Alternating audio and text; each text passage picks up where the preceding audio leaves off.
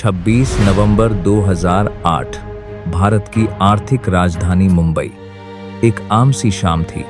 Local ट्रेनें अपनी आखिरी यात्राएं पूरी कर रही थीं। प्लेटफॉर्म पर लोग जल्दी जल्दी घर जाने की कोशिश में थे। कहीं चाय की दुकान पर आखिरी कप बिक रहा था, तो कहीं होटल के कमरों में विदेशी मेहमान अगले दिन की प्लानिंग कर रहे थे।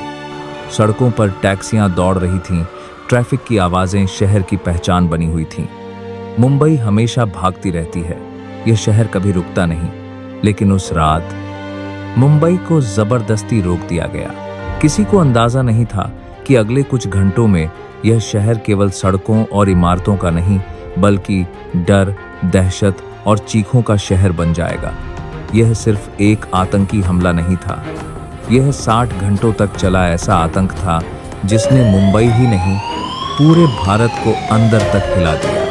इस हमले की कहानी 26 नवंबर से शुरू नहीं होती।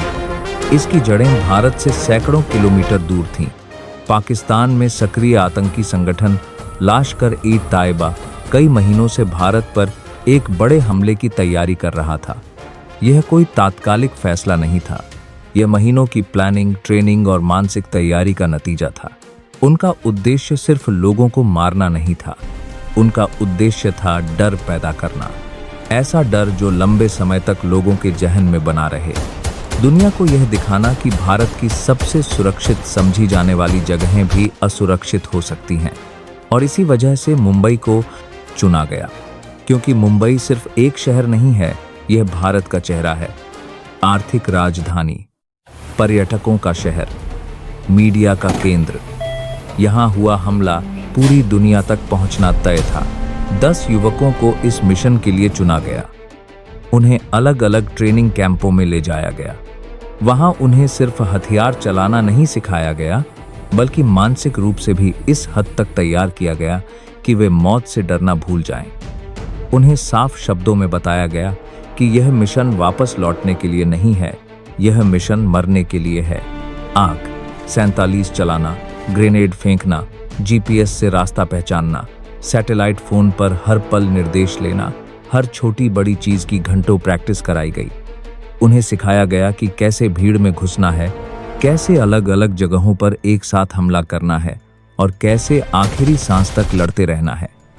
हर आतंकी को मुंबई का नक्शा रटाया गया। हर टारगेट उन्हें आंख बंद करके याद था। 23 नवंबर 2008 आतंकी कराची से एक नाव में सवार हुए। समुद्र शांत था, लहरें सामान्य थीं, लेकिन उनके इरादे बिल्कुल शांत नहीं थे। अरब सागर के बीच उन्होंने भारतीय मछुआरों की नाव कुबेर को रोका। मछुआरों को बंधक बना लिया गया। वे नहीं जानते थे कि वे किस तूफान का हिस्सा बन चुके हैं। बाद में उनकी बेरहमी से हत्या कर दी गई। नाव पर कब्जा कर लिया गया और उसी नाव से आतंकी मुंबई की ओर बढ़ने लगे।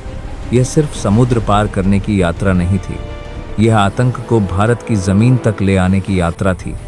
मुंबई के पास पहुंचकर उन्होंने इन्फ्लेटेबल बोट का इस्तेमाल किया ताकि किसी को शक न हो। शाम ढल चुकी थी, अंधेरा घिर चुका था और उसी अंधेरे में आतंकी मुंबई की धरती पर उतर चुके थे, बिल्कुल बिना किसी रुकावट के। 26 नवंबर 2008 शाम करीब 9:30 बजे छत्रपति शिवाजी टर्मिनस, मुंबई का दिल, हजारों लोग, हर दिशा में भागती जिंदगी। तभी अचानक गोलियों की आवाज गूंजी। पहले कुछ सेकंड लोगों को समझ ही नहीं आया कि यह असली है या कोई हादसा। लेकिन जब लोग गिरने लगे, जब चीखें गूंजने लगी, तब हकीकत सामने आई। जो स्टेशन रोज यात्राओं से भरा रहता था, वह कुछ ही पलों में डर और अफरा तफरी में बदल गया। लोग इधर उधर भागने लगे। कोई अपने परिवार को ढूंढ रहा था, तो कोई जमीन पर पड़े लोगों को उठाने की कोशिश कर रहा था। हर तरफ चीख पुकार थी और इसी बीच आतंकी अपने अगले टारगेट की ओर बढ़ चुके थे। कुछ आतंकी पहुंचे ताजमहल पैलेस होटल, कुछ पहुंचे ओबेरॉय ट्राइडेंट होटल और कुछ पहुंचे नारीमन हाउस। होटलों में लोग अपने कमरों में बंद हो गए, लाइटें बंद कर दी गईं, मोबाइल साइलेंट पर थे। हर दरवाजे के पीछे डर बैठा था। ताज होटल में आग लग गई, धुआं आसमान तक उठने लगा। पूरी दुनिया टीवी स्क्रीन पर मुंबई को जलते हुए देख रही थी। भारत ही नहीं, पूरी दुनिया सदमे में थी। मुंबई पुलिस मौके पर पहुंची, लेकिन उनके पास सीमित संसाधन थे। दूसरी ओर आतंकी पूरी तैयारी और भारी हथियारों के साथ आए थे। इस असमान लड़ाई में कई बहादुर पुलिसकर्मी शहीद हुए। एड्स प्रमुख हेमंत करकरे आखिरी सांस तक आतंकियों का सामना करते रहे और देश की रक्षा करते हुए शहीद हो गए। शहर किसी युद्ध क्षेत्र जैसा दिखने लगा। हालात की गंभीरता को देखते हुए दिल्ली से एनएसजी कमांडोज को बुलाया गया। यह आसान ऑपरेशन नहीं था। यह हर कदम पर जान जोखिम में डालने वाला मिशन था। ऑपरेशन का नाम रखा गया ब्लैक टॉर्नेडो। हेलीकॉप्टर से ताज होटल की छत पर उतरना, हर कमरे की तलाशी, हर दरवाजे के पीछे छिपे खतरे का सामना करना, यह सब आसान नहीं था। लगातार 60 घंटों तक मुंबई सो नहीं पाई। भारत सो नहीं पाया। टीवी स्क्रीन पर हर पल वही सवाल था, अब क्या होगा? आखिरकार लंबी और कठिन कार्रवाई के बाद सभी आतंकी मारे गए। इस पूरे हमले में एक आतंकी जिंदा पकड़ा गया। उसका नाम था अजमल कसब। उसकी गिरफ्तारी ने पूरी साजिश को दुनिया के सामने रख दिया। लंबे कोर्ट ट्रायल के बाद 2012 में उसे फांसी दी गई। इस हमले में 166 निर्दोष लोगों की जान गई। सैकड़ों लोग घायल हुए।